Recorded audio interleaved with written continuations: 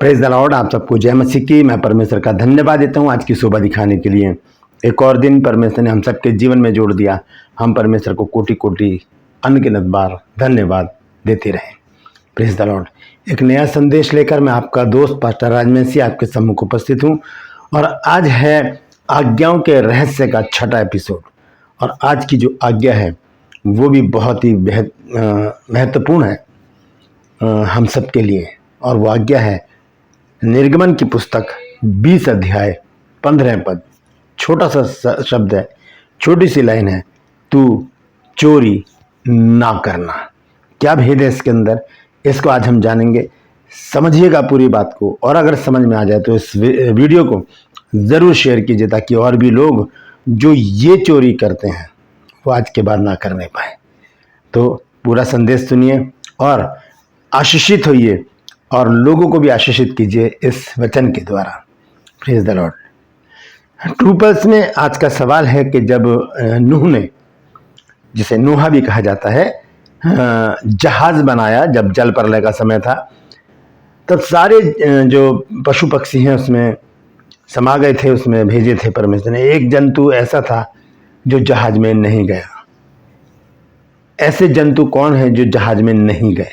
अगर आप जानते हैं तो लिख दीजिए कमेंट्स में, नहीं तो डिस्क्रिप्शन में आपको इस सवाल का जवाब मिल जाएगा। मेरे साथ मेरी मुहिम में शामिल हो जाइए कि जिद है सच को, वचन को फैलाने की। आइए एक छोटी सी प्रार्थना करके आगे आज के वचन को मैं शुरू करूंगा। प्रभु जी, हम धन्यवाद देते हैं आज की शोभा दिखाने के लिए।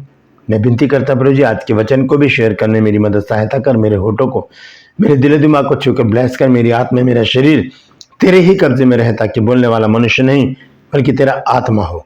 जो भी गूढ़ भेद की बातें आज के इस वचन में छिपी है वो हम पे प्रकट करना प्रभु जी। और जितने भी लोग इस वचन को देख रहे हैं, सुन रहे हैं, उन सब पर मैं तेरी आशीष बोलता हूँ प्रभु जी। हर एक को आशीषित कर। हर एक की रोग, बीमारी, चिंता, परेशानियां, दुख, तकलीफें दूर कर। हर एक घर से भूत प्रेत, जादू टोने, तंत्र मंत्र, बीमारियां, भटकती आत्मा, श्राप, बंधन, पाप अपने सामर्थ्य नाम के द्वारा दूर कर दे। यीशु के नाम से मांगता हूँ, आमीन। तो आइए आज के संदेश को शुरू करेंगे। संदेश है आज्ञाओं का रहस्य। आज्ञाओं का रहस्य। तो आज 6वां एपिसोड है और इसमें हम देख रहे हैं निर्गमन 20 अध्याय उसका 15 पद, जहां लिखा है तू चोरी ना करना। चोरी के विषय में हम सब जानते हैं, पैसे चुरा लेना, सामान चुरा लेना, बहुत सारी बातें हैं इसमें कि हम क्या क्या नहीं चुराते हैं।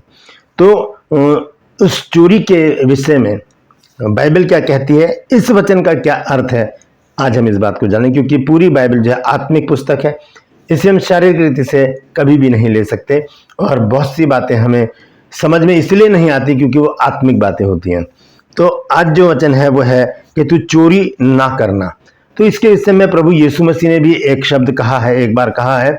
मरकुस रचित सुसमाचार जब हम पढ़ते हैं 7 अध्याय और उसके 20 पद से जब हम पढ़ते हैं तो देखिए क्या लिखा है। लिखा है, फिर उसने कहा, जो मनुष्य में से निकलता है वही मनुष्य को अशुद्ध करता है, क्योंकि भीतर से अर्थात मनुष्य के मन से बुरी बुरी चिंता व विचार, चोरी, यीशु मसीह ने चोरी का जिक्र किया, ये अंदर से निकलती है। हत्या, परिस्त्रीगमन, लोभ, दुष्टता, छल, लुचपन, कुदृष्टि, निंदा, अभिमान और मूर्खता निकलती है। तो चोरी भी जो है, यीशु मसीह ने भी चोरी का जिक्र किया है। और निर्गमन की पुस्तक 20 अध्याय 15 पद में हमने आज का जो वचन है वो हमने देखा है कि तू चोरी ना करना। ये कौन सी चोरी की बात हो रही है? लेकिन इससे पहले कि हम आगे चलें, मैं 2 वचन और आपके सामने रखूंगा जो ये बताते हैं कि ये एक आज्ञा है कि चोरी नहीं करनी। हम सबसे पहले देखेंगे पहला पत्रस 4 अध्याय और उसका 15 पद। यह लिखा है, तुम में से कोई व्यक्ति हत्यारा या चोर या कुकर्मी होने या पराये काम में हाथ डालने के कारण दुख ना पाए। सीधा सा अर्थ है, चोरी करेंगे तो दुख पाएंगे। क्योंकि चोर जब पकड़ा जाता है उसको बहुत मारा जाता है, पीटा जाता है, और वचन में लिखा है कि उसको 7 गुना और लौटाना पड़ेगा अगर वो पकड़ा जाए तो, नीति वचन में। तो ये पतरस ने 4 अध्याय 15 पद में लिखा है कि तुम में से कोई व्यक्ति हत्यारा या चोर या कुकर्मी होने या पराये काम में हाथ डालने के कारण दुख ना पाए। दुख मिलेगा चोरी करने से। कौन सी चोरी, आगे चल के बताएंगे।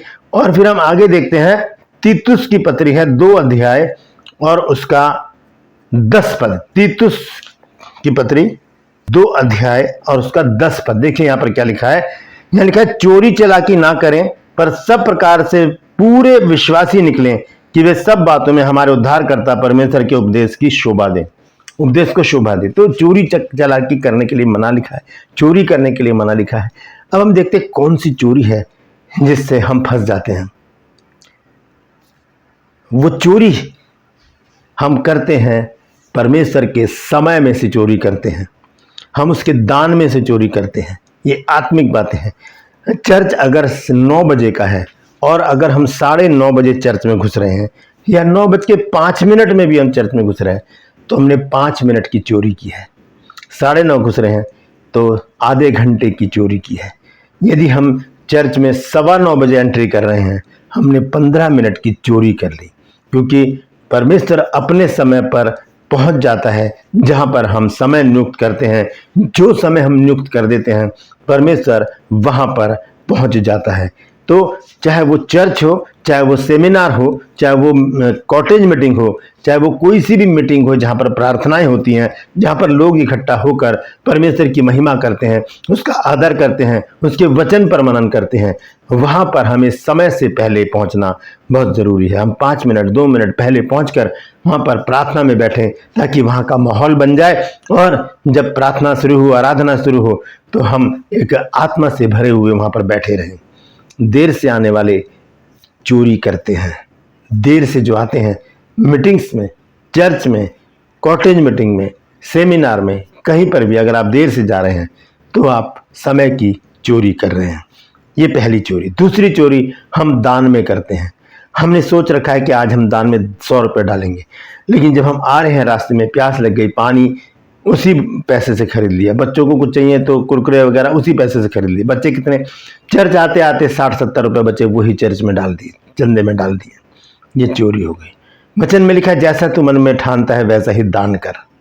जैसा हमने मन में ठान लिया, ना दबाव से ना कुड़कुड़ाहट से, ये नहीं कि पास्टर जी ने कहा था हम करेंगे, नहीं, आपके मन में जैसा है वैसा ही डालें। उसमें से 1 पैसा भी चोरी ना करें, 1 पैसा भी चोरी ना करें, क्योंकि लिखा है तो चोरी ना करना। तो चोरी जो है वो समय की चोरी हम करते हैं। चोरी हम धन की चोरी करते हैं, परमेश्वर के धन में से। जैसे कि यहूदा इस्करियोती के बारे में मैंने कल सवाल पूछा था कि वो कौन सा था, यीशु मसीह की टीम में कौन था जो खजांची था। वो यहूदा इस्करियोती था और लिखा है कि वो उसमें से पैसे चुरा लिया करता था। तो वो चोर था, तो क्या सजा मिली उसको? धोखेबाज निकला और उसने अपने आप को मार डाला। तो साफ रीति से लिखा है कि तू चोरी ना करना। हम जब मत्ती रचित सुसमाचार पढ़ते हैं 6 अध्याय 19 पद में, तो वहां पर लिखा है कि तुम अपने लिए पृथ्वी पर धन इकट्ठा ना करो। जहां चोर चोरी करते हैं, सेंध लगाते हैं और काई बिगाड़ देती है। तू अपने लिए स्वर्ग में धन इकट्ठा करना, क्योंकि जहां तेरा धन है वहीं तेरा मन लगा रहेगा। तो हम इस बात को अच्छी तरह से समझ लें कि चोरी जो है, हम आत्मिक रीति से अगर इसको देखेंगे तो हम समय से परमेश्वर के पास आएंगे। जो समय हम नियुक्त कर देते हैं परमेश्वर उसी समय पर हमारे घर में, हमारी मीटिंग में, हमारे चर्च में, हमारे सेमिनार में आ जाता है। आप अगर घर में प्रार्थना कर रहे हैं, आप एक समय नियुक्त कर लीजिए, सुबह का समय नियुक्त कर लीजिए, शाम का समय, रात का समय नियुक्त कर लीजिए, कोई सा भी समय नियुक्त कर लीजिए और आप उसी समय प्रार्थना में बैठ जाएं, क्योंकि परमेश्वर अपने टाइम पर वहां पर आ जाएगा। अगर आप नहीं आए तो आप अपने आप को परमेश्वर से बड़ा साबित कर रहे हैं कि वो तो इंतजार करता रहेगा, कोई बात नहीं। दोस्तों, ये गलत है। परमेश्वर से बड़ा कोई भी नहीं है। हम एक बहुत बड़ी हस्ती को, बहुत बड़ी शख्सियत को इंतजार करवा रहे हैं कि वो हमारा इंतजार करे और हम आए और फिर थोड़ी देर बैठ के इधर उधर देख कर चले जाए। नहीं, हमें समय की कदर करनी चाहिए, हमें समय की चोरी नहीं करनी चाहिए। इसलिए वचन में लिखा है कि तू चोरी ना करना। दोस्तों, अगर आज तक आपने समय की चोरी की है, आप समय से प्रार्थना में नहीं बैठे हैं, इधर उधर घूम रहे हैं, छोटे मोटे काम अपने आप निपटा रहे हैं, बाद में जब प्रार्थना शुरू हो गई 10 मिनट 15 मिनट बाद आप प्रार्थना में बैठ रहे हैं, घर की बात कर रहा हूँ मैं, या चर्च में भी आप देर से पहुँच रहे हैं, सेमिनार में, मीटिंग में, कॉटेज मीटिंग में आप देर से पहुँच रहे हैं, तो ये आपके लिए भली बात नहीं है। समय से पहुँचें और परमेश्वर की उन आशीषों को पाएं जो परमेश्वर देना चाहता है, क्योंकि ये चोरी जो है ये हमें बड़ी महंगी पड़ती है। हम देखेंगे पहला कुरिन्थियों 6 अध्याय और उसके 10 पद में संत पौलुस ने क्या कहा है। पहला कुरिन्थियों 6 अध्याय और उसका 10 पद, यहाँ लिखा है, ना चोर, ना लोभी, ना पियक्कड़, ना गाली देने वाले, ना अंधेर करने वाले परमेश्वर के राज्य के वारिस होंगे। ये बहुत बड़ा नुकसान है मेरे और आपके लिए अगर हम परमेश्वर के समय में से, परमेश्वर के दान दशमांश में से चोरी कर रहे हैं, तो हमें स्वर्ग राज्य में प्रवेश नहीं मिलेगा, क्योंकि हम पर एक ठप्पा लग जाएगा कि ये चोर है, ये चोर है। तो ये ठप्पा हम पर लग जाएगा। प्रकाशित वाक्य में भी लिखा है कि जो चोर हैं वो बाहर ही रहेंगे, उनको स्वर्ग में एंट्री नहीं मिलेगी। हम अंत में देखेंगे इफिसियों 4 अध्याय और उसके 28 पद में संत पौलुस ने क्या कहा है। यहाँ पर एक आज्ञा दी गई है कि चोरी करने वाला फिर चोरी ना करे, वरन भले काम करने में अपने हाथों से परिश्रम करे, इसलिए कि जिसे प्रयोजन हो उसे देने के लिए उसके पास कुछ हो। चोरी करने वाला फिर चोरी ना करे। दोस्तों, अगर आपने समय की चोरी की है तो आज क्षमा मांगिए प्रभु से और वायदा कीजिए कि प्रभु आज के बाद मैं तेरे समय में से चोरी नहीं करूंगा। अपने हाथों को उठाइए, प्रार्थना कीजिए। प्रभु, मैं धन्यवाद देता हूँ आज के सुंदर वचन के लिए जिसने मेरी आंखों को खोला है। प्रभु, मैं तुझसे विनती करती हूँ प्रभु, आज तक जो मैं तेरे समय में से चोरी करता आया हूँ, करती आई हूँ प्रभु, आज के बाद ऐसा कभी नहीं होगा। मैं समय से तेरे पास आऊँगा, मैं समय से तेरे पास आऊँगी प्रभु, ताकि प्रभु जी मेरी आत्मिक उन्नति हो, आत्मिक ग्रोथ हो प्रभु जी, मैं तुझ में बढ़ता चला जाऊं, मैं तुझ में बढ़ती चली जाऊं। प्रभु, इस चोरी से मुझे बचा और मुझे वफादार बना और मुझे ऐसा व्यक्ति बनाकर अपने पास खड़ा कर प्रभु, जो सिर्फ और सिर्फ तुझे देखने के योग्य हो। मेरे प्रभु, हम तुझे देखें और प्रभु जी आगे बढ़ते चले जाएं। प्रभु, इस चोरी की आदत से हमें छुटकारा दे, यीशु के नाम से मांगते हैं, आमीन। छोटी सी प्रार्थना कीजिए। प्रभु इस प्रार्थना को सुनकर इस चोरी की आदत को आपके अंदर से निकालने में सक्षम है और वो निकालेगा भी। Praise the Lord. परमेश्वर इन वचनों के द्वारा हम सबको आशीष दे। यदि आज आपने कुछ नया सीखा है तो कमेंट्स में लिख दीजिएगा और इस वचन को शेयर कीजिए, ताकि और भी लोग जो ये चोरियां कर रहे हैं वो सजग हो जाएं और ये चोरी करना छोड़ दें। Praise the Lord. True pulse में आज का सवाल है कि कौन सा जंतु जो है वो जहाज में नहीं गया था? जानते हैं तो कमेंट्स में लिख दीजिए, नहीं तो डिस्क्रिप्शन में आपको इस सवाल का जवाब मिल जाएगा। मेरे साथ मेरी मुहिम में शामिल हो जाइए कि जिद है सच को फैलाने की। यदि अभी तक आपने मेरे इन चैनल्स को सब्सक्राइब नहीं किया तो अभी सब्सक्राइब कर लीजिए, बेल आइकन को दबाइए ताकि नोटिफिकेशन आपके पास पहुंचे और नया वीडियो बिना व्यवधान के आपके पास पहुंच जाए। मेरे वीडियोज़ को लाइक कीजिए, शेयर कीजिए और कमेंट्स बॉक्स में आकर मुझसे ज़रूर बातचीत कीजिए। Praise the Lord. आज के लिए बस इतना ही, फिर मिलूंगा एक नए संदेश के साथ, एक नया वीडियो लेकर। तब तक के लिए मुझे इजाज़त दीजिए, लेकिन अपना और अपनों का ख्याल रखिए और समय में से अगर आपने चोरी की है तो आज ही वायदा कीजिए प्रभु से कि प्रभु आज के बाद ऐसी चोरी कभी नहीं होगी। Praise the Lord. परमेश्वर आप सबको आशीष दे।